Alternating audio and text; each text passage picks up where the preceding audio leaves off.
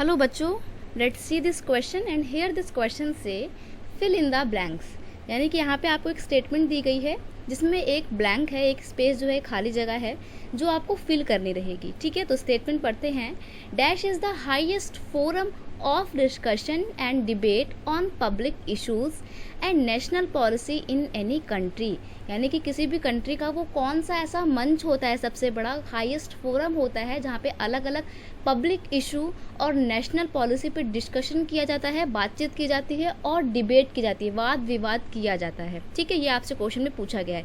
तो वो कौन सा फोरम है, वो कौन सा इंस्टीट्यूशन है, वो है पार्लियामेंट। ठीक है, संसद जिसको बोला जाता है। पार्लियामेंट किसी भी कंट्री का एक ऐसा इंस्टीट्यूशन है जो पॉलिसी फ्रेम करने में बहुत इंपॉर्टेंट रोल प्ले करता है। और पॉलिसी फ्रेम करने से पहले या पब्लिक इशू को डिस्कस करने से पहले जो अलग अलग पार्टी अपने व्यू देती है, अलग अलग पार्टी के बीच में जो एक लड़ाई झगड़ा चलता है, डिबेट होती है, आर्ग्यूमेंट होते हैं, वो सब पार्लियामेंट के अंदर ही होते हैं। तो पार्लियामेंट एक बहुत इंपॉर्टेंट इंस्टीट्यूशन है किसी भी कंट्री का, क्योंकि पार्लियामेंट में ही लॉ बनाए जाते हैं। ठीक है, तो पार्लियामेंट जो है क्या करती है, लॉ फॉर्मेशन का काम पार्लियामेंट का है। पार्लियामेंट की अगर हम बात करें इंडिया में, तो इंडिया में पार्लियामेंट के 2 हाउसेज हैं, 2 चैम्बर हैं।